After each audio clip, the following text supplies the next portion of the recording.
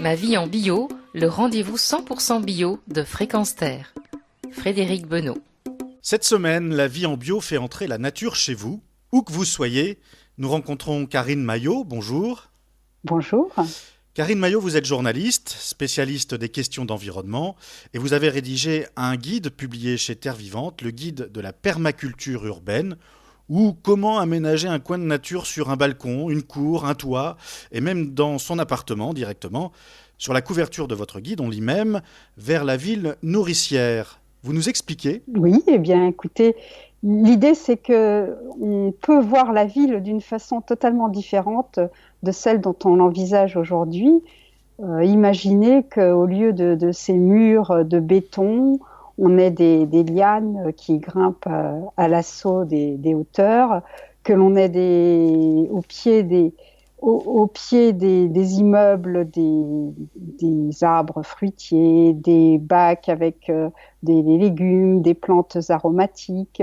On peut imaginer la ville totalement différente. Sur les toits aussi, on peut avoir des bacs de culture. Tous les espaces sont bons à cultiver, même les appartements finalement. Alors vous nous expliquez que pour aménager ces coins de nature, il faut d'abord créer un projet, concevoir un projet, et ça commence par l'observation. Oui, dans la permaculture, en fait, tout commence par l'observation, parce que l'idée, c'est de se reconnecter au vivant, de se relier à la nature. Tous les jardins sont différents. On va commencer par observer, donc observer d'où vient le soleil, d'où vient le vent, sachant que, par exemple, pour le soleil, suivant les saisons, ou suivant les heures de la journée, il ne va pas donner au même endroit sur le terrain où l'on se trouve, ou dans son appartement, par exemple, ou sur son balcon. Donc, bien observer pour pouvoir placer à chaque plante au bon endroit. Il y a aussi cette page très intéressante, et ça c'est unique dans votre guide. Vous aménagez l'espace en zones. Expliquez-nous ces zones. C'est concentrique, ça part de nous, c'est ça ? Voilà, donc l'idée c'est que on va partir de nous, la zone 0, et puis autour de nous on va aménager l'espace. Donc en zone 1, on va mettre ce qui demande le plus d'attention. Les plantes qu'on va devoir surveiller, peut-être les semis que l'on vient de faire, qui vont avoir besoin de nous pour les arroser. En zone 2, on va mettre tout ce qui a un petit peu moins besoin de nous. Par exemple, ça peut être le verger, ça peut être les poules. En zone 3, ça sera une zone un petit peu plus sauvage. Si on est à la campagne, ça va être la zone de l'élevage, par exemple. En zone 4, une forêt un peu jardinée. Et puis en zone 5, la zone sauvage. Alors, c'est surtout un concept, mais c'est un concept très, très intéressant. Votre guide est ensuite un inventaire de cas de figure, des possibilités qui s'offrent à nous.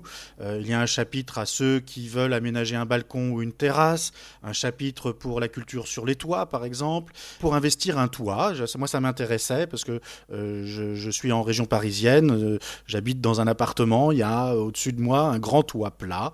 Je me suis dit, tiens, est-ce que j'aurais le droit d'aller faire mon jardin sur ce toit ? Quelles sont les précautions à prendre quand on veut faire un jardin sur le toit ? Il y a des autorisations à récupérer peut-être ? Oui, tout à fait. L'idée, c'est que c'est plus facile si on veut cultiver sur un toit de passer par une association, de passer éventuellement par une collectivité, une mairie qui se sera déjà penchée sur la question, que de passer, par exemple, si on est dans un immeuble en copropriété, par la copropriété, parce qu'il y a tout un terrain à défricher, un terrain réglementaire. Administratif, oui. Oui, administratif. Ça commence à se faire dans les villes, dans certaines villes. Sur un toit, il y a toute la question de sécurité, donc il va falloir mettre des garde-corps, il va falloir veiller à l'étanchéité, ce qui peut nécessiter l'intervention d'un architecte. C'est pas encore très, très simple. C'est-à-dire que le toit ne s'y prête pas forcément d'entrée de jeu. C'est-à-dire qu'il faut l'aménager et il y a des impératifs techniques dont il faut s'assurer, comme vérifier l'étanchéité du toit et si le poids de la terre qu'on pourrait apporter dessus ne serait pas susceptible d'endommager l'étanchéité et puis de faire s'écrouler le toit tout simplement. Puis il y a des choses de logique, de bon sens où vous dites il faut aussi regarder si on peut accéder facilement au toit. C'est-à-dire si c'est par une échelle très difficile d'accès, on peut oublier. L'accès, l'eau aussi. En même temps, ce n'est pas impossible et en même temps, il faut bien voir que ce sont des espaces très intéressants, les toits. Voilà, alors de la même façon, on peut élever des poules dans la cour de son immeuble, dites-vous, mais on fait attention à quoi? Aux voisins?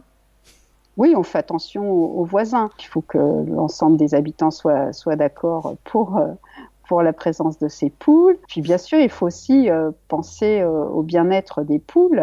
Les poules, elles ont besoin de gratter, de trouver des vers de terre. Donc, il faut qu'elles aient un sol qu'elles puissent gratter fouiller, avec leurs pattes. Et puis, il faut aussi qu'elles aient assez d'espace. Mais ça commence à se développer en ville. Il y a même des collectivités qui offrent des poules aux habitants parce qu'elles mangent les déchets. Manger les déchets, voilà. Donc c'est quand même très intéressant. Bon, bien sûr, elles vont nous donner des œufs. Et on peut faire participer les voisins qui peuvent aussi apporter leurs déchets et garder les poules quand vous partez en vacances. Donc tout l'intérêt d'avoir des voisins. Voilà, et dans votre guide, on apprend aussi beaucoup de choses. C'est un guide conçu un peu comme un carnet de notes. Vous y trouvez par exemple comment réaliser un mur végétal, très simplement, avec des palettes. Il y a aussi un guide essentiel sur la taille des arbres, des arbustes, ou encore un calendrier des cultures pour savoir quand planter, quoi planter et quand récolter. Plein d'astuces pour gagner de la place aussi. Tout cela dans le respect, on l'a dit, des règles de la permaculture. Merci Karine Maillot. Je rappelle que vous êtes journaliste, spécialiste des questions d'environnement et vous nous laissez ce guide chez Terre Vivante, le guide de la permaculture urbaine. Bien entendu, vous pouvez retrouver toutes ces informations utiles sur le site de Fréquence Terre, fréquenceterre.com.